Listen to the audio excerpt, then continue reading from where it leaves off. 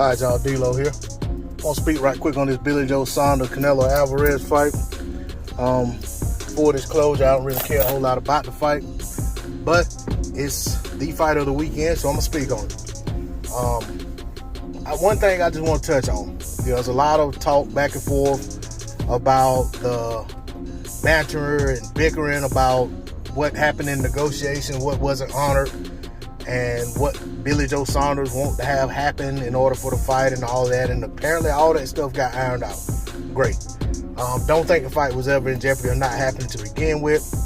That's why I didn't make a whole bunch of fuss about it over my channel talking about it.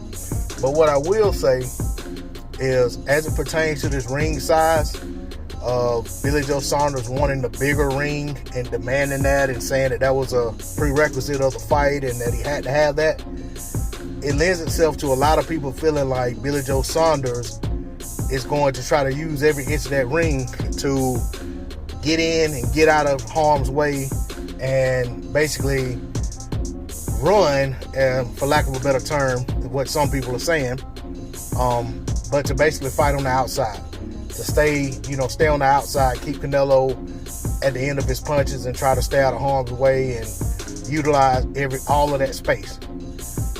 But I'm starting to think, what if the plan going into the fight is totally opposite? Let's request this big gigantic ring, and then let's step to Canelo and see how it plays out. Because I know a lot of people are gonna say, well, Billy Joe Saunders' only chances are staying on the outside and to keep Canelo at the end of his punches. But the reality is that very few people who fight Canelo try to rough him up. Very few people who fight him actually really get in the trenches and try to dig in.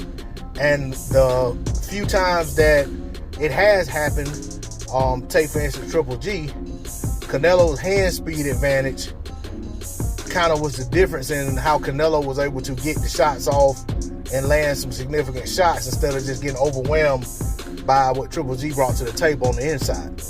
And at the end of the day, maybe he just has a little bit better inside game than Triple G and some of these other guys he's fought.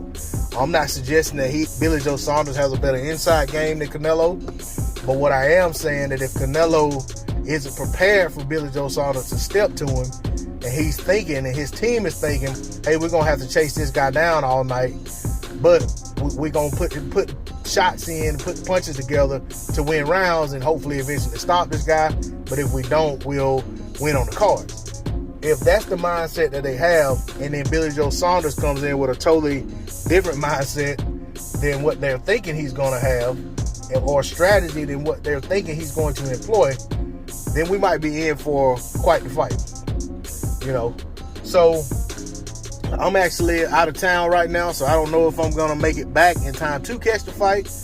But if I don't get back in time to catch the fight, I'll just go on Marlowe's Corner, listen to Trey X call the fight, and it'll be just as enjoyable, probably more enjoyable than actually watching the fight. So those of you who want to hear great blow-by-blow commentary, even if you are watching the fight, go over to Marlowe's Corner, turn that volume down, and listen to them sorry-ass announcers on the zone, and listen to Trey X call a frog out of well. That's all I got to say on the subject. D-Lo 404 Boxing. I'm out. Peace.